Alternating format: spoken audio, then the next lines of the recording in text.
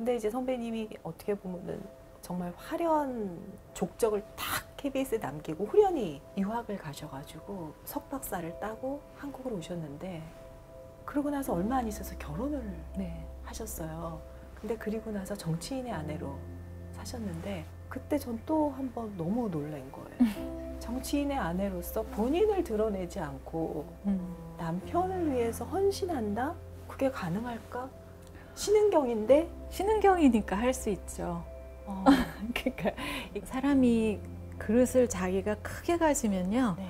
이 안에 뭐든지 다 담을 수가 있어요.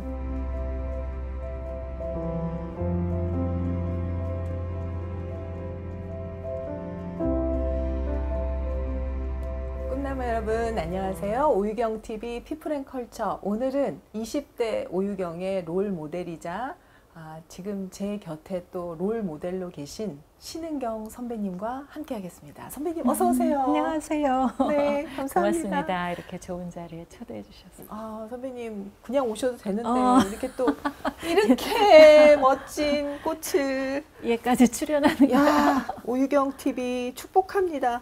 선배님한테 축복합니다라는 말 들으니까 너무 좋은 거 네. 있죠. 앞으로 더 잘 되시기를 바라겠어요. 우리 선배님 권사님이시잖아요.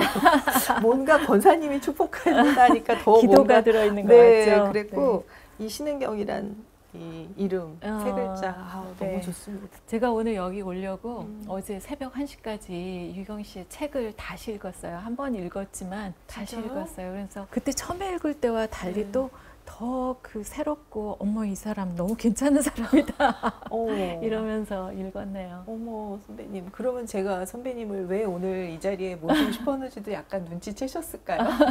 글쎄 제 이름이 한 군데 나오더라고요. 선배님은 사실 이제 여러분도 뭐 아시겠지만은 우리나라의 전설적인 레전드라고 하더라고요. 요즘 젊은 사람들. 네. 레전드 앵커. 한 역사의 한 페이지를 쓰셨잖아요. 9시 뉴스에 정말 당시에는 정말 선배님 대단했어요. 그 당시에는 채널이 별로 없었잖아요. 채널이 2개였을 때였어요. 네, 선배님. 2개? 혹은 KBS, 3개. MBC. 그러다가 제가 입사할 때쯤 SBS가 생겼어요. 그 전에 제가 나왔을 땐 7번이 있었어요. TBC. 네, 그래서 맞네. 가서 틀다 보니까 7번 틀다가도 9번이 한 번 나오고 11번 가다가도 9번이 한 번 귀찮아서도 나오고. 자주 못 돌려. TV까지 가서 돌려야 되니까. 요즘 왜 올림픽 금메달 따시는 분들이 네. 금메달 안 딸 자신이 없다고 이렇게 말씀하시는 것처럼 네. 안 볼 자신이 없는 거예요. 그런 시대에 9시 뉴스 앵커를 하셨고, 그리고 그 전에 제가 어려서 잘 기억이 안 날지 모르는데 그 전에는 선배님 같은 스타 앵커가 있었나 전 잘 모르겠어요. 근데 선배님이 유독 그때 정말 스포트라이트를 많이 받았던 또 앵커였던 그런 것 것도 있어요. 제가 81년 5월 달에 입사를 했는데요. 네. 그러니까 80년 12월 1일 날 칼라 텔레비전이 시작이 됐어요. 칼라 시대가. 네. 그러니까 흑백으로 보시던 사람들의 생각과 특별히 여성은 이렇게 옷도 색깔 있게 네. 또 얼굴도 뭐 여튼 그러다 보니까 그 칼라 시대에 처음 이렇게 맞는 앵커여서 더 관심을 가져주셨던 것 같아요. 또 시대가 낳은 앵커기도 네, 그렇죠. 하셨고. 근데 제가 선배님의 특별히 가깝게 느낀 거는 제 태몽이 선배님 태몽이랑 같았어요. 그래요? 네. 선배님 어머니가 네. 어항에 맞아요. 물고기가 맞아요. 금붕어가 꽉 네. 찼다. 그런 꿈을 꾸셨다고 하는 거예요. 근데 네. 저희 엄마가 저한테 제 태몽 얘기를 해주는데 논밭길을 걷고 있는데 네. 거기에 놀고 있는 물고기 중에 제일 큰 걸 잡으셨대요. 그래갖고 어항에 탁 넣었다고. 어머나. 어항 속에 제가 네. 딱 있었다. 그래서 그러니까 이렇게 화면에 네. 사람들이 출연하는 보고. 사람. 그래서 신기하다. 나도 될지 몰라. 그런 꿈을 좀 꿨었어요. 선배님이랑 같이 이번에 유튜브 방송을 한다고 제가 SNS에 올렸더니 네. 이제 어떤 한 후배가 그렇게 올렸어요. 레전드의 만남이다. 선배님은 이제 9시 뉴스자 최초의 단독 여성 앵커를 하셨고 네. 저는 시사투나잇이라는 뉴스 프로그램에서 네. 최초의 왼쪽 자리를 했다. 그래서 어거지로 저는 뭐 끼어 들어간 거죠. 왼쪽 자리라는 거는 그 메인의 자리라는 네. 뜻이죠. 네, 네, 네. 보통 남자 앵커들이 앉는 자리. 네, 네. 그래서 오늘 되게 역사적인 선배님 여기 있어서 자, 우리- 한번 보고 역사샷. 어디가 왼쪽인가요? 이쪽이 왼쪽이죠. 여기가 왼쪽. 아 그래요? 선배님 줄제를 졌습니다. 피디님이 앉으라는 대로 앉은 거예요? 아니 왜냐하면 진행자니까. 아, 그런가요? 저는 손님이잖아요. 오늘은. 그렇죠. 용서를 바라. 선배님 옛날 그 어떻게 보면 리즈 시절을 생각할 때 가장 기억에 남는 어떤 한 순간은 어떤 거예요? 일단은 그 시작했을 때 왜냐하면 81년 5월에 입사를 했는데 석 달 동안 연수를 받고 9월 첫날 첫 방송을 해도 되는 날이 왔어요. 네. 그래서 이제 저에게 맡겨진 것은 이동방송차라고 있어요. 이제 중계차 그 라디오 많이 탔잖아요. 중계차처럼. 그래서 그걸 타고 남산에 가서 라디오 생방송을 위해서 5분 동안 그날의 스케치를 하는 방송이었어요. 얼마나 떨렸을까요? 첫날 첫 방송이니까. 네. 그래서 그 중계차를 타고 남산 스케치를 딱 하고 아나운서실에 돌아왔는데 이제 들어오자마자 신은경 잠깐만 실장실로. 그러니 얼마나 놀랬겠어요. 나 뭐 잘못한 거. 네, 이거 아니 조금 있다가도 아니고 들어오는 사람을 잡아다가 오라고 그러니까 딱 들어갔는데 서 덜덜 떨면서 들어갔는데 오늘 저녁부터 9시 뉴스를 하세요. 이렇게 말씀을 하시는 거예요. 완전 발탁 인사였군요. 네, 왜냐하면 먼저 하시던 선배님이 결혼으로 인해서 이제 그만두시게 됐는데 그 날까지 누구를 새로 하게 될지를 모르셔서 고민하다가 정작 그날 낮에 정한 거예요. 와. 어차피 바꾸려면 한번 새로운 얼굴로 해보자. 그래서 뭐 저는 아무 준비도 없는데 선배님들이 아무 옷이나 갖다 입혀주시고 머리 빗겨주시고 화장해주시고 그래서 첫날 뉴스를 했어요. 그래서 그날은 딱 2개. 해외 소식 하나 하고 네. 날씨하고 읽었어요. 그래서 그냥 막 정신없이 그 9시 뉴스 자리에 앉아서 읽고 나니까 온 몸이 그냥 땀으로 완전히 젖었던 그날이 생각나죠. 그러니 뭐 누구냐 저 사람은 뭐 그리고 뭐 이제 계속 인터뷰를 한다고 그러는데 저는 인터뷰도 무섭고 제가 그런 전국적인 주목을 받는 것도 무척 무섭고 그래서 그러니 아무것도 모르는데 많은 눈총을 받으면서 진짜 어느 날은 아파트 그 창문 하나하나마다 사람들이 다 이 텔레비전을 켜고 보고 있는 게 느껴지는 날이 있어요. 그러면은 너무너무 힘이 들어요. 그리고 이제 오후 3시쯤이면 출근을 하고 밤 11시에 퇴근하고 그러다 보니까 어디 뭐 저녁 약속도 할 수도 없고 나가서 밥을 먹는 일도 없고. 선배님 청춘은 완전 9시 뉴스 부스에서 연애 그래서- 한 번을 못 해보셨겠네요. 그러니까 누구랑 만나려고 해도 저쪽 분은 저를 아는데 그쵸. 저는 누군지 모르잖아요. 그렇죠. 그러니까 함부로 선을 보러 나갈 수도 없고 연애는 더욱더 기회가 없고. 어머 선배님 제가 그 나이에 선배님들 만나잖아요. 다 선배님을 아유, 좋아했대요. 말을 해야지. 말을 왜 안 해요? 뭐 이렇게 좀 말을. 어떻게 보면은 정말 아무도 해보지 못한 스타의 자리를 경험하셨지만 그만큼 잃은 것도 꽤 있으시죠. 네, 지금 생각하면 너무 이렇게 갇혀 있고 아무것도 해본 게 없고.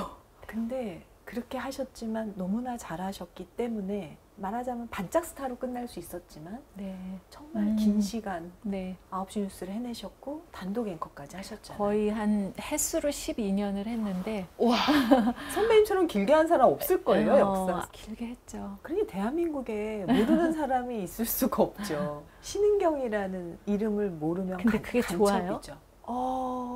저한테는 유일한 말하자면 예전에 대통령은 박정희 대통령만 있는 줄 알고 있었던 어린 시절이 있었던 농구 것처럼 선수는 박찬수. 맞아. 저는 앵커는 선배님만 있는 줄 알았으니까. 그래서 사실 누구나 한 번쯤은 그렇게 전국적으로 누구나 알아보는 유명한 사람이 되고 싶은 마음은 있었겠지만 그런 마음이 생기기도 전에 저는 시작을 했기 때문에 그게 늘 너무 힘들고 어디 나가면 아무리 맨 얼굴에 안경을 써도 다 아시니까. 다 알아보고. 근데 또 워낙 뛰어난 미인이시잖아요. 선배님이 만약에 아나운서를 안 하고 배우를 하셨어도 영화 배우 하셨어도 되려 미모시잖아요. 저 연극도 하고 싶었고요. 네. 한 번은 전문 극단에서 한번 초청이 와서 하려고 한 적이 있었어요. 대학생 때인데 이런 거 얘기해도 되나? 어머 어때요? 그게 뭐냐면 네. 난장이가 쏘아올린 작은 공이라는 네네. 작품을 하는데 네. 말하자면 스카웃이 돼서 이제 주인공을 하게 된 거예요. 그러니까 그때는 제 생각에 연극밖에 이 세상에 의미 있는 일이 없다고 생각했어요. 그래서 나는 반드시 연극을 해야 되는데 어느 날 갑자기 어떤 새로운 아가씨가 와가지고 그 사람이 주인공을 하고요. 저는 옆집 언니를 하래요. 어머. 왜냐하면 너무 키가 크대요. 난장이의 딸로. 어머. 그래서 이거 뭐야? 어머. 나는 주인공 하려고. 처음에 주인공으로 캐스팅됐던 건데. 네, 그래서 그거 몇 번 연습도 하고 이랬는데 내가 옆집 언니를 해가지고는 안 되겠다. 그래서 그냥 놔버렸어요. 갑자기 상상해보니까 너무 재밌어요. 선배님이 어떤 역할을 네. 하셨을 거 생각해보니까. 그래서 이제 참고 지내다 보니까 졸업을 하게 됐고 네. 그때 가장 하고 싶었던 일은 아나운서. 그래서 아나운서 지원을 했죠. 근데 천직은 천직이시죠. 왜냐하면 남들은 엄청 노력해도 좀 하기가 엄청 어려운 일을 어떻게 보면 다른 사람보다는 뭐든 하면 수월하게 하시고 처음부터 픽업이 되시고 9시 뉴스를 하게 된 건 정말 네. 정말 운이고 그리고 그거를 12년을 이제 지속하시고 네. 근데 제 생각에 제가 이렇게 변화를 잘 못 줘요. 그래서 헤어스타일도 늘 그대로 또 옷도 늘 그대로 그러니까 이게 오래 갈 수 있는 그거가 다행이 된 거죠. 만약에 제가 나 너무 지루해. 나 옷 좀 멋있게 입어보고 싶어. 그래서 유명 그 디자이너의 옷을 뭐 좀 이렇게 한번 입어보고 나왔다 그러면 그 다음 날로 아마 이제 그만하라는 사인이 왔을지도 몰라요. 근데 이제 선배님이 어떻게 보면은 정말 화려한 족적을 딱 KBS에 남기고 후련히 그만두고 떠나셨잖아요. 유학을 가셔가지고 석박사를 따고 한국으로 오셨는데 그러고 나서 얼마 안 있어서 결혼을 네. 하셨어요. 근데 그리고 나서 정치인의 아내로 사셨는데 그때 전 또 한 번 너무 놀란 거예요. 와, 저 선배님은 정말 도시통역 번역 대학원까지 너무 멋있다. 공부까지 저렇게 잘해? 웨일즈대학 가서 석박사까지 따셨어? 근데 오셔가지고 정치인의 아내로서 본인을 드러내지 않고 남편을 위해서 헌신한다? 그게 가능할까? 신은경인데? 신은경이니까 할 수 있죠. 그러니까 사람이 그릇을 자기가 크게 가지면요. 네. 이 안에 뭐든지 다 담을 수가 있어요. 그래서 그래 나는 신은경이야. 뭐든지 할 수 있어. 내가 이 사람을 도와줄 수 있는 능력이 있어서 할 거야 라고 생각하면 하는 거예요. 제가 이번에 선배님 인터뷰하려고 쭉 보니까 굉장히 그 때마다 변신이 굉장히 큰 폭으로 변신을 하셨는데 유튜브도 2018년에 채널을 처음 만드셨다면서요? 그쵸. 제가 그때 이제 대학에 있을 때라서 네. 미디어 하는 친구들을 가르쳤으니까. 그 차의과대학에 네, 미디어 홍보학과 네. 있으셨잖아요. 네, 그러니까 전부 다 그런 거 하는 친구들이어서 가르쳐야 하기도 했고 네, 네. 같이 거기에 맞춰서 그 유튜브 계정 만드는 것도 서로 의논하면서 네. 뭐 교수님은 이런 거 하시면 좋겠네요. 막 아이들이 그렇게 했고 그런 걸 받아들이다 보니까 일단 만들었고요. 네. 그 즈음에 제가 성경 녹음을 시작했는데 너무 아까운 거예요. 그 시작은 라디오를 위해서 녹음을 하기 시작했는데 버리기가 너무 아깝잖아요. 그래서 이걸 내가 저장을 해놔야 되겠다. 아카이브로 만들어놔야 되겠다. 그래서 제 거에다 갖다가 이제 차곡차곡 쌓기 시작했어요. 그러다가 방송국에서도 같은 이제 유튜브 채널을 만들고 동시에 올렸는데 320만까지 그러니까. 이렇게 올라가게 됐죠. 와, 선배님이 이제 여성의 삶으로서 정말 파란만장한 경력을 가지고 있다라는 생각이 들고 선배님께서 어떻게 보면은 그 교수로서 또 정년퇴직을 충분히 하실 수 있고 많은 분들이 이제 보통은 교수를 하시면 정년을 하시는데 네. 선배님 그거를 딱 미리 그만두신 것도 네, 사실 한 굉장히 놀라운 일이었거든요. 2년 반 정도 먼저 그만뒀는데 그 즈음에 이거 더 이상 했다가는 제가 완전히 지쳐버릴 것 같은 생각이 들었어요. 그래서 제가 지치면 그게 누구한테 영향이 가냐면 학생들한테 영향이 가잖아요. 그래서 정말 열정적으로 가르치고 싶을 때 가르쳐야지 지친 모습으로 아이들을 만나기도 좀 미안했고 네. 그리고 이제 그 즈음부터 이제 신기하게도 제가 성경을 가르치는 전문 강사 자격을 받게 됐고요. 네, 네, 네. 그 일에 좀 더 몰두하고 싶은 생각이 있어서 그래서 그 학교를 그만두면서 그 일을 집중적으로 하게 됐죠. 네. 그래서 선배님이 이제 어떻게 보면 그때부터가 인생 후반기를 준비하신 것 같아요. 네. 그래서 네. 인생 전반기에는 아나운서이자 또 교육자로서 사셨는데 인생 후반기도 역시 아나운서이자 교육자이지만 그러네요. 그것이 뭔가 종교 안에서 네. 기독교 안에서 그 역할을 하고 계신 게 아닌가 네. 싶은데 선배님은 그 인생 후반기에 지금 어떤 생각을 가지고 지금 설계하고 계신지. 제가 계획한 특별한 그림은 아니에요. 저는 원래 계획이 없어요. 아, 정말요? 네. 그때그때 요거 좋다 그러면 하기도 하고 그다음에 뭐 짧게 계획은 하지만 먼 훗날 5년 후에 나는 어떤 모습일까, 난 이걸 꼭 하겠어, 10년 후에는 어떤 사람이 되겠어, 이런 게 없었어요. 잘 그려지지도 않고 또 그린다고 꼭 그렇게 되는 것도 아니라는 걸 알기 때문에 그냥 그때그때 최선을 다하는데, 이제 저의 방식으로 말하자면 하나님이 다 이렇게 마련해서 준비해 주셔서 이렇게 이끌고 가시는 것 같은 생각이 들 때가 참 많아요. 선배님은 진짜 나이 드신 분들은 왕년의 얘기를 많이 한다고 하거든요. 선배님이야말로 왕년의 얘기를 많이 할 수 있는 정말 과거가 화려했던 분인데 늘 현재를 사시는 것 같아요. 그 지금이 행복하고 지금 하는 일이 제일 소중하고 앞으로 할 일, 앞으로 할 일이 더 소중하고 앞으로를 위해서 내가 지금까지 이렇게 있었고 계획을 안 한다고 하면서도 맨날 앞으로 뭘 할까를 생각을 하고 있죠. 그러니까 그 호기심과 그 미래에 대한 기대가 계속 있다는 게 그만큼 젊다는 얘기가 아닌가 싶습니다. 선배님 이제 또 질문 온 거를 좀 소화를 해보도록 하겠습니다. 저는 신은경 작가님을 생각하면 환한 미소가 떠오르는데 어떻게 늘 미소 지을 수 있는지 궁금합니다 하고 정재경 작가 저랑 친한 후배인데 이렇게 지내다 보니까 이렇게 심각한 얼굴보다 웃는 얼굴이 좋더라고요. 선배님 너무 예쁘세요. 한방꽃처럼 너무 예쁘세요. 설사 못생겼다 하더라도 상관이 없지만 그 못생긴 얼굴을 더 찡그리고 있으면 이건 정말 볼 수가 없잖아요. 그래서 항상 웃는 얼굴을 하려고 생각해요. 그래서 때로는 덧니가 있으신 분도 있고 치열이 고르지 않은 분이 계실지 모르지만 그래도 무척 이쁘거든요. 웃는 얼굴은. 그러니까 제발 저는 누구에게나 웃는 얼굴을 하시라고 말씀드리고 싶어요. 이 또 유튜브에 신은경 아나운서님의 뉴스를 보던 세대입니다. KBS 간판이라는 명성답게 단아함, 단단함이 아름다운 분을 오유경 TV에서 만나다니 기대됩니다. 인생 산막이란 단어에 어울리는 두 분이시네요. 작가님으로서 자신의 인생에서 앞으로 나누고 싶은 인생의 주제는 어떤 것이 있을까요? 작가님만의 장점을 꼽는다면 무엇인가요? 나보다 우리 시청자들께서 질문이 훨씬 좋아. 앞으로 인생의 주제요? 네. 아유, 글쎄. 저는 위로. 제가 무슨 말을 좋은 말을 할 재간은 없지만 저의 생각을 이렇게 나눌 때 들으시는 분이 위로를 받으셨으면 좋겠고요. 그리고 나서 그 깨달음으로 인해서 그분의 삶이 변화되었으면 좋겠어요. 그게 인생의 주제시네요. 그 중에 이제 말하기가 저의 인생 메시지기는 해요. 뭐 평생 한 일이 그거니까. 이런 질문도 있습니다. 경력이 정말 화려하시다. 선배님에 대해서.